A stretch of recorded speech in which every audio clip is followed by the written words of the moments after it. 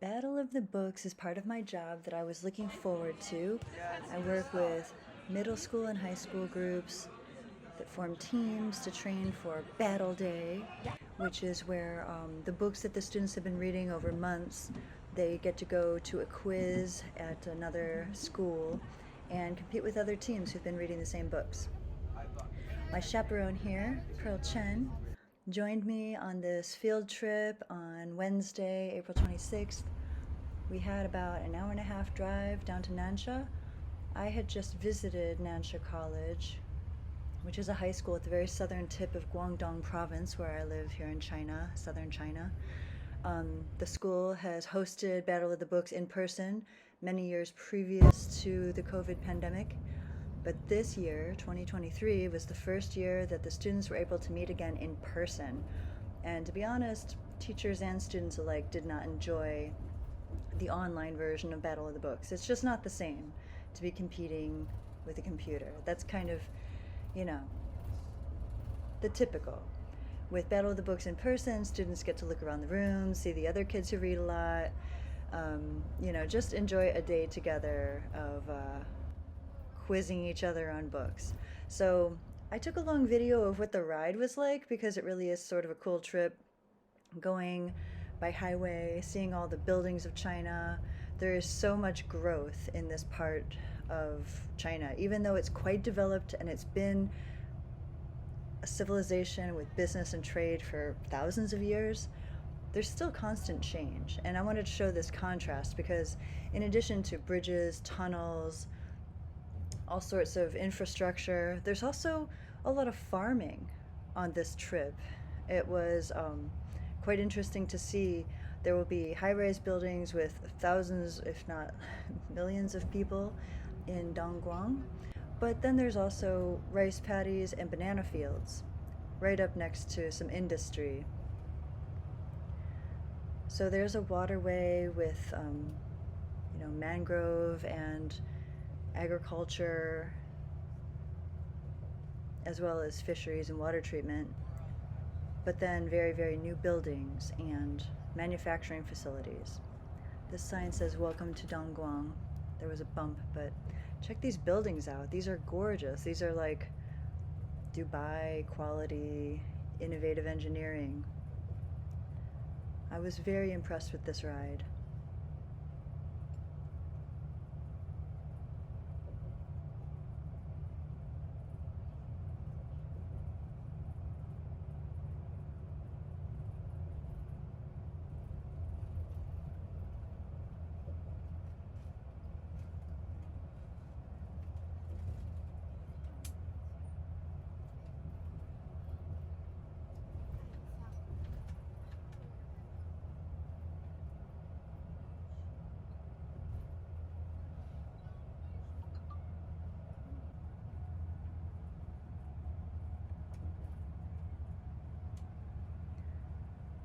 So here's the smokestacks in the distance. This looks like a manufacturing city such as Rochester, New York, where I grew up.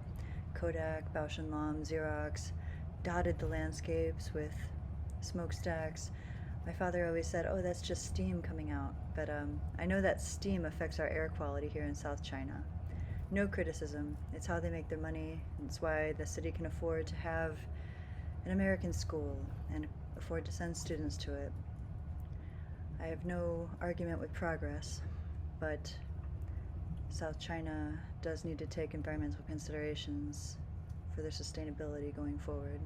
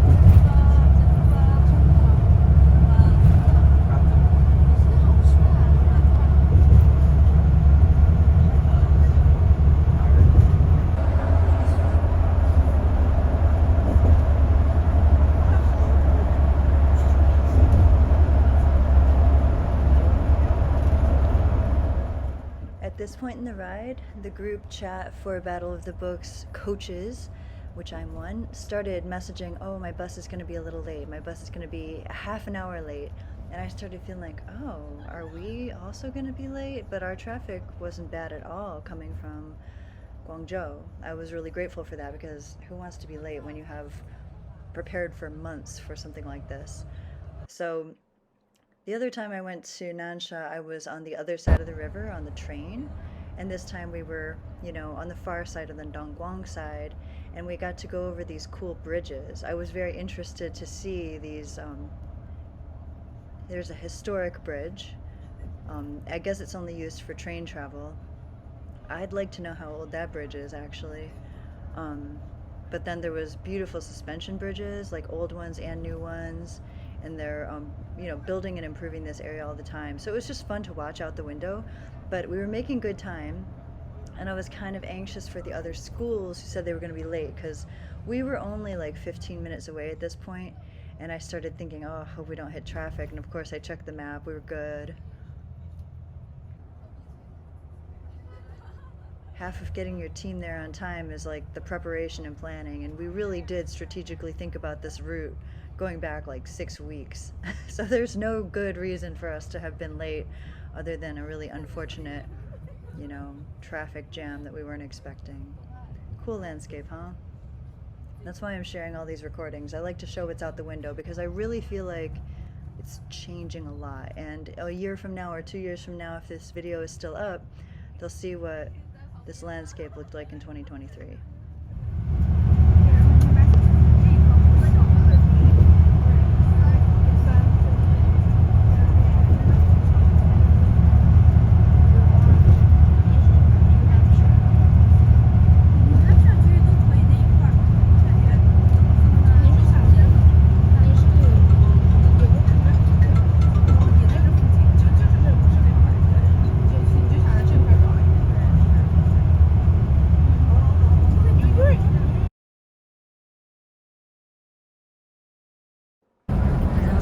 So here we are at the bridge crossing the river over to the Nansha side.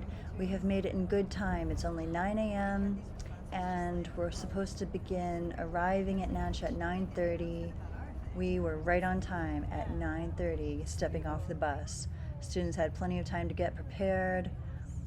The competition began at 10, but actually a couple schools were late, so we got ready and practiced at 10:15, and we started at 10:30. So I'm really grateful that our team was relaxed and got there on time, to explore Nansha a little bit. Nansha College is made up of 4 small schools, and so it has an interesting library situation with lots of various, Chinese language books. We have Chinese language too, but they had more. They had, of course, like a beautiful K through 12 collection. This is pretty interesting. I'd like to know what's on that island. I took a close-up video so you could see what's in there. Some sort of a fortress wall. It's probably got some interesting history. I have yet to take a boat ride anywhere in China. I'll bet there's something neat to see in Nansha, being an older port than Hong Kong, they say. Guangzhou has been a business district since before Hong Kong was a business port.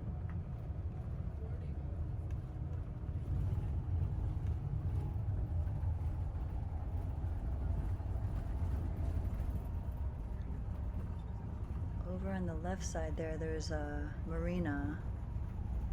Looks like some sort of a convention center and marina area.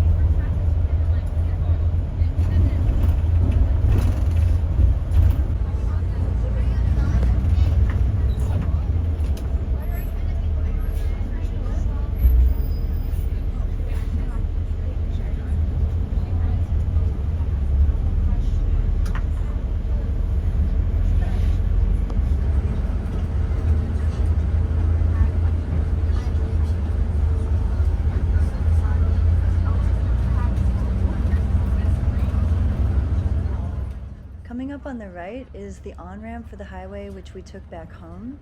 There's a man directing traffic and telling some vehicles to back up off the off-ramp. I have no idea why. It's very strange. Here we are in Nansha. We arrived. The middle school teams were in one area and the high school teams were in another. Ms. Chen went with the high school and I stayed with the middle school. I wanted to make sure that they felt comfortable. It was a much busier atmosphere in the middle school. More teams, like 18 different teams.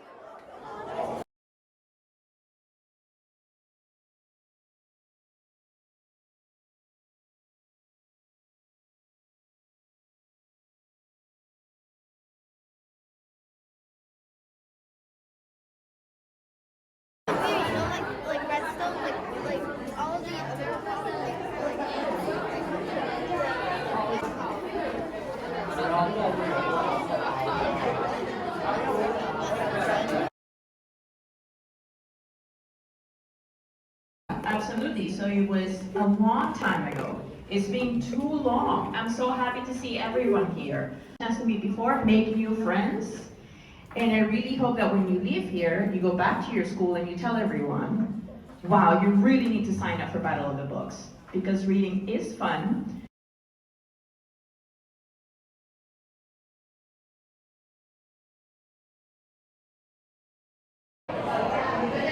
You're not getting points for the practice round. We want you to get used to using the form. And it looks like we have a Untitled team.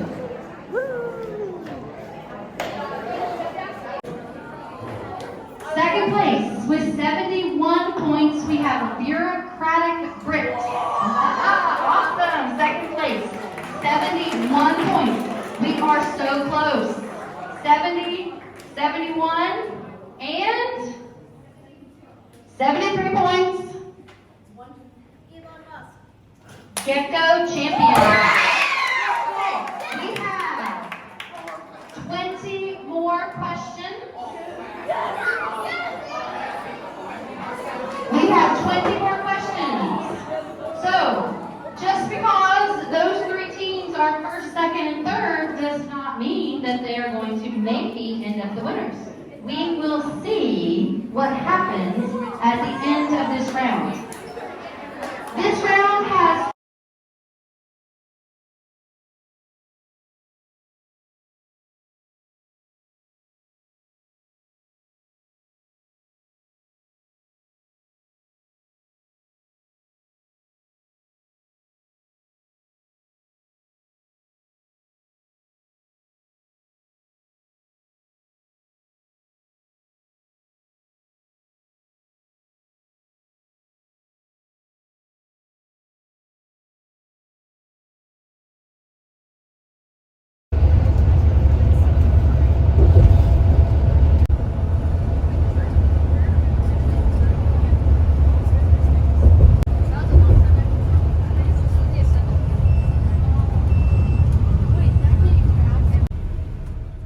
Some of the teams that didn't place in the top three felt bad on the way home, and I could tell by their faces that they were disappointed, which they shouldn't have been because the scoring was so close. I think each position was a difference of 1 point or one question. So it's unfortunate that anyone would feel bad that after studying for months and months that they didn't place in the top three, but you know, that's part of the game. It's good to have this sort of competition and feel proud that you've read the books and participate in this fun day. At least they got to be out of school for a day. It was just like a good time. Like you could tell some of my students dressed up in costumes. That made it even more fun. I look forward to doing it again next year, honestly. I didn't realize that it would be such a good thing for the type of kids who like to read a lot. It's nice to have this kind of reward and camaraderie. Oh, there's a rice field, by the way. We are like 10 minutes away from downtown Guangzhou, but there's rice fields. We left from Science Park, but we're returning to the Ursha campus, and that's closer to my home. And I got to see this part of Guangzhou that I'd not seen before. This isn't the same view as the train has. This highway view shows this interesting contrast again of housing with agriculture. I'm very glad for that because we have fresh, affordable fruit and vegetables very close by my apartment, And I can't say that for all the places I've lived. When you live in an urban place, sometimes it's difficult to get your hands on really fresh, high-quality vegetables. And before, you know, I lived in the United Arab Emirates, and that's a desert, so a lot of our vegetables came from greenhouses way out in the desert, or from India or Africa. So this agricultural landscape is really pleasant to me. I'm grateful to see all the water there. Wanted to share this with you guys. The video is almost over, but there is downtown Guangzhou. I'll let you enjoy the cityscape.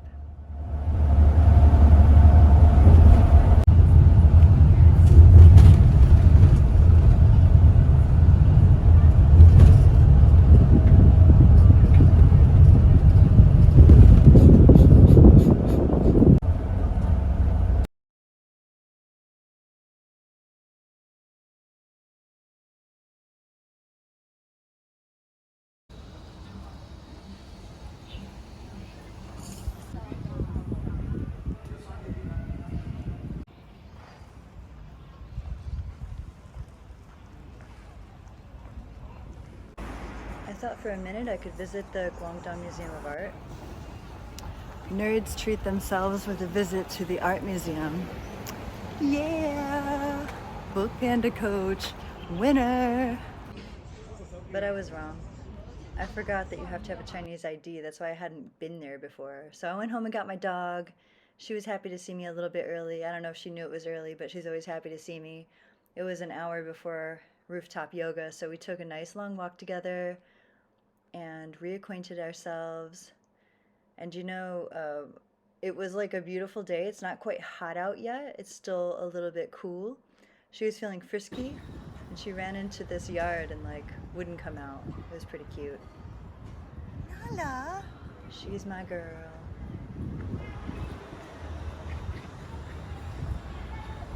Nala, Nala, are you stuck in there? Are you stuck in there? Are you stuck? I can't get you. Good luck. Good luck getting out of there. You're stuck, Nala. Bye-bye. Bye-bye, Nala Bear. Bye-bye, Nala Bear. I can't get you. You're stuck. Not helping you this time, dog.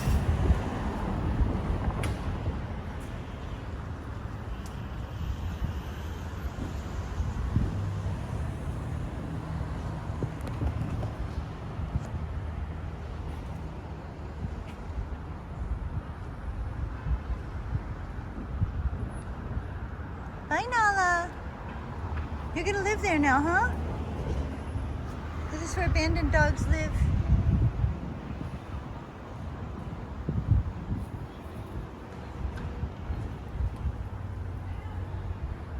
Nala Bear. Nala Bear. I'm gonna get you. I'm gonna get you.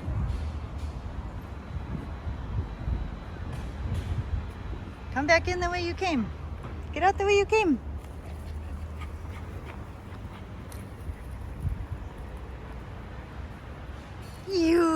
You knew how to get out the whole time. You knew how to get out. Not a bear, crazy bear.